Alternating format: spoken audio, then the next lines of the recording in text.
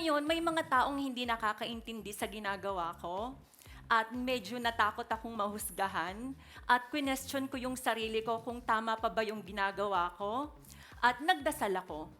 Doon yung batang yon, hindi ko na siya pinakita sa social media ko and para maprotektahan yung bata.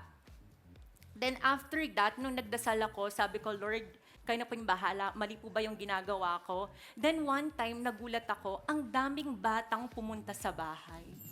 So doon ko na-realize na, sinagot ni Lord yung tanong ko. Hindi pala maling tumulong, basta't galing sa puso. So doon nagsimula ang lahat. Then yung mga batang yan, actually kasama ko sila. Ayun. Andito yung mga bata na tinutulungan mo. Ilan na rin Nasa sila ngayon? video. Nagsimula sa isang bata. Ngayon, ilan na yung mga bata nga tinutulungan mo, Era? Yung mga nagsuswimming ng mga yan, actually nasa 50s po sila. 50s! Riza. Ilan ba Umabot ang na ng bata? 50 mga bata ang Opo. tinutulungan.